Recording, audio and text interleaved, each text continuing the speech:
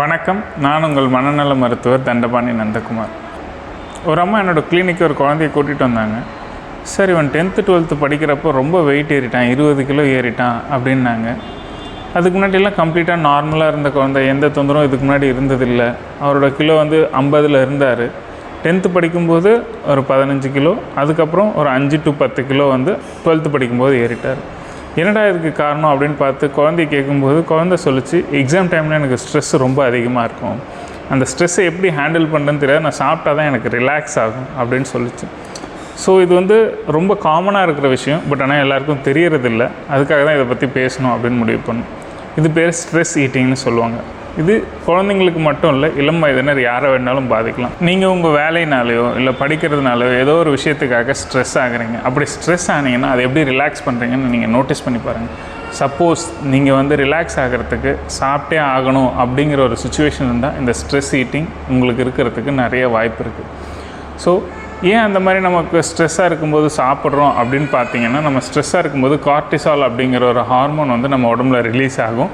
அந்த stress hormone நமக்கு நிறைய சுகர் இல்லை ஜங்க் ஃபுட்ஸ் அந்த மாதிரி சாப்பிட்றதுக்கு தூண்டும். அந்த மாதிரி தூண்டும்போது நம்ம நிறைய உணவுகளை சாப்பிட்டுடுவோம். அந்த சாப்பிட்டதுக்கப்புறம் நமக்கு டோபமின்ங்கிற ஒரு ஹார்மோன் ரிலீஸ் ஆகும். அது நம்மளோட ஸ்ட்ரெஸ்ஸை குறைக்கும்.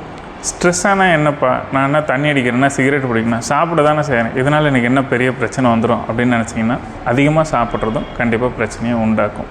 இது ஏதோ ஒரு நாள் நீங்கள் சாப்பிட்றீங்க, இல்லை ஏதோ ஒரு நாள் உங்களுக்கு ஸ்ட்ரெஸ் வந்தால் இந்த மாதிரி பிஹேவ் பண்ணுறீங்க, இல்லை ரெகுலராக ஃபிசிக்கல் எக்ஸசைஸ் பண்ணுறீங்க நீங்கள் அப்படின்னும் போது இது உங்களுக்கு பெரிய விஷயமா இருக்காது. பட் ஒரு ஸ்ட்ரெஸ்ஃபுல்லான ஒர்க்கில் இருக்கீங்க, இது உங்களோட ரெகுலர் ஹேபிட், இல்லை நீங்கள் படிக்கும்போது ரொம்ப ஸ்ட்ரெஸ் ஆகுறீங்க, உங்களோட ஆஸ்பிரேஷன் ரொம்ப அதிகமாக இருக்குது, ஸ்ட்ரெஸ்ஸை ஹேண்டில் பண்ண கஷ்டப்பட்டு இந்த மாதிரி பண்ணுறீங்கன்னா அது டெஃபினட்டாக லாங் டேர்மில் ஒரு பெரிய பிரச்சனையை கொண்டு வரும்.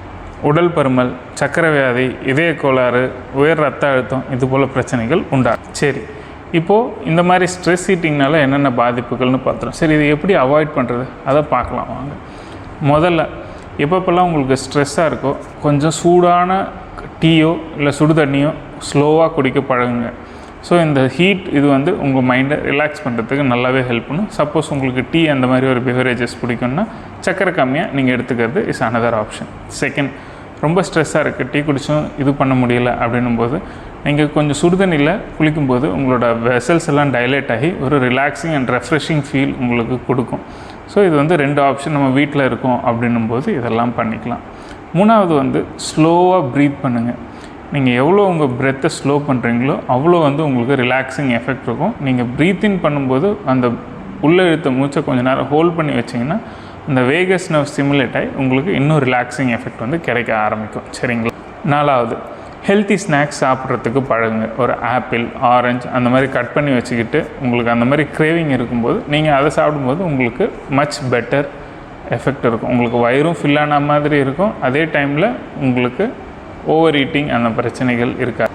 உங்கள் மனசை டிஸ்ட்ராக்ட் பண்ணுறதுக்கு கற்றுக்கோங்க. ஒரு மூவி பார்க்குறது, ஒரு பாட்டு கேட்குறது, இல்லை வேறு யாரு கூடயாவது பேசுகிறது, அந்த மாதிரி வேறு விஷயங்களில் ஒரு 10 minutes 20 minutes டிஸ்ட்ராக்ட் பண்ணிங்கன்னா உங்கள் ஸ்ட்ரெஸ் லெவல் குறையும்.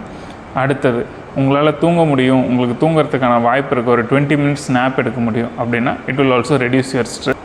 அடுத்தது, உங்களால் முடிஞ்சால் உங்கள் ஆஃபீஸுக்குள்ளேயே ஸ்லோ வாக்கிங் பண்ண ட்ரை பண்ணுங்கள். ஸ்லோ வாக்கிங், ஒரு ஸ்ட்ரெச் பண்ணுறது, இது உங்கள் மசிலில் திரும்ப ஆக்டிவிட்டி பண்ண வைக்கும்போது உங்களுக்கு ஒரு ரிலாக்ஸிங் ஃபீலிங் இருக்கும். இதெல்லாம் ட்ரை பண்ணி பாருங்கள். உங்களுக்கு இந்த மாதிரி கண்டென்ட்ஸ் வேணும்னா சேனலை ஃபாலோ பண்ணுங்கள். தேங்க்யூ.